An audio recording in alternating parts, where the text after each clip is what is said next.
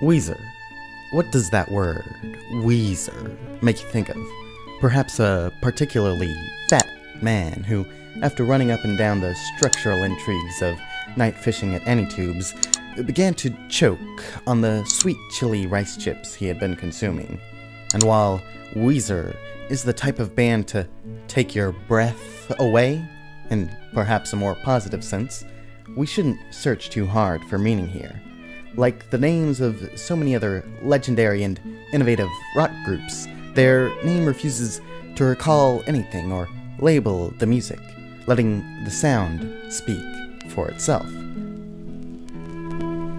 But Weezer takes this idea one step further. Of their 10 studio albums, 4 have been self-titled, with a 5th on the way. These musical experiences being labeled by their fans, among whom I certainly count myself, according to the predominant color of their cover art. The curious thing, though, is that their latest, the White Album, indeed seems to hold more meaning. After the very bluntly titled Everything Will Be Alright in the End, an apology album for the frankly shitty and overly commercialized output of the band since their groundbreaking Pinkerton album, the White Album takes on new meaning. Now freed from the financial expectations of being a top 40s band, and having quelled the artistic desires of a disappointed fanbase, Weezer finds themselves staring at a blank canvas, wondering how to be just themselves, where to go in this victory lap of a return to underground glory.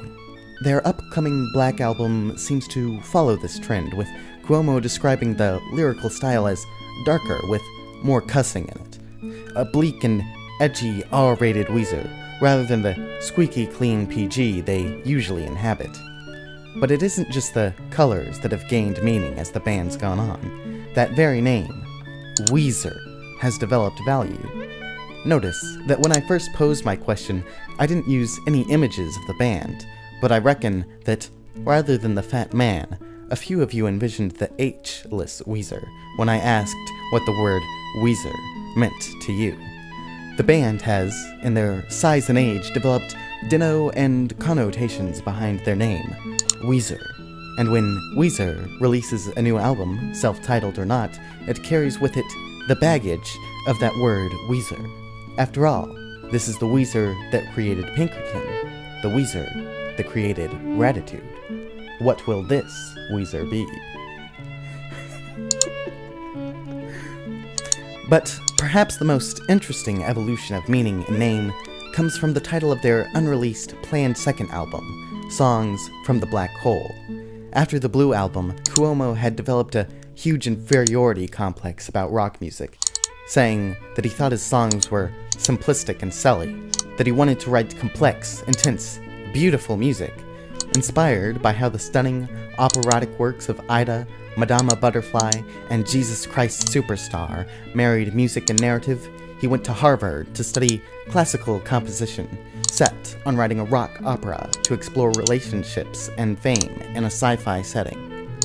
In 2126, the spaceship Betsy 2 embarks on a galaxy-wide mission. Crew members Juan and Dondo are in high spirits, but the ship's captain, Jonas, has mixed feelings. The ship's robot, M1, urges the crew to stay focused on their objective. Jonas becomes involved in a love triangle with good girl Laurel and the ship's cook, bad girl Maria, with whom he fathers a child. When the Betsy 2 reaches its destination, Jonas is disillusioned and longs to return to a simpler life. On the surface, it seems a rather whimsical place for the band to go, but underneath the surface, a deeper meaning can be found. The story can be seen as a metaphor for his conflicted feelings about heading out on tour and up the charts with a rock band. The ship's name, Betsy 2, is taken from Weezer's first tour bus, Betsy. M1 represents Weezer's management and record label. Juan and Dondo represent the part of Cuomo that was excited about rock and roll success. Jonas represents his doubts and longing. Laurel and Maria represent his relationships with women. Eventually, after painful surgeries to lengthen his shorter leg and a sense of isolation at Harvard, Cuomo found the concept too whimsical and scrapped the idea for a darker and more elegant way of transcending the rock genre, turning up the distortion on the guitar. Some of the tracks from this lost album would find their way onto the legendary Pinkerton in modified form, such as Tired of Sex, Get You, and the truly singular No Other One. But it wasn't until 2011 when all of the unfinished tracks had been released for public consumption, held back by studio heads who didn't wish to dilute the Weezer brand. In this way, the space theme takes on a new meaning, rather than a random metaphor with which to fit Cuomo's life upon. This tale of fearing the commercialist grind of the music industry finally being heard after over a decade of over-commercialization is truly a collection of songs from the black hole of Weezer's catalog. Hey guys, psych, I'm fake.